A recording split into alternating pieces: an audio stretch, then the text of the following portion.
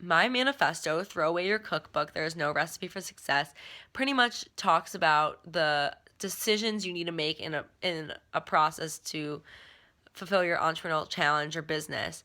There is no recipe for you to go. There's nothing that's going to say this is what you need to do, then this, because no one is doing what you're doing. And so you can't have a step-by-step guide for that. So I created this as a way of showing what decisions you need to make specific to your challenge. So the first one is about ingredients, which is your teammates, and choosing how they mix is gonna help you pick your ingredients or your teammates.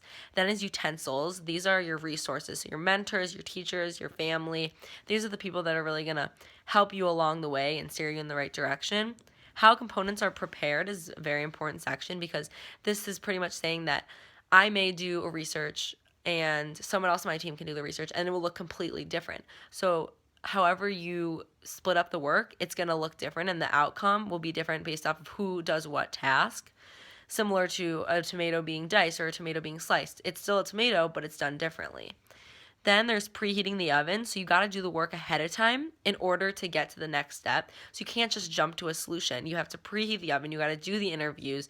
You have to make the survey, do the research in order to get to the next step. Otherwise, you're just going to have nothing. Then you have to let the juices marinate and let it rest. So pretty much like a cookie is taken out of the oven and it settles.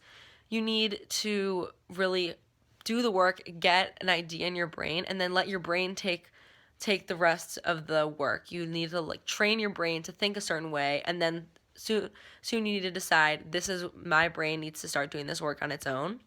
And then there's no sugar added, which means don't sugarcoat things with your team. You need spices, so once you're done with your product, you need other people's input and how they want it. And lastly, presentation is key. The way in which you present something will really determine how people perceive it.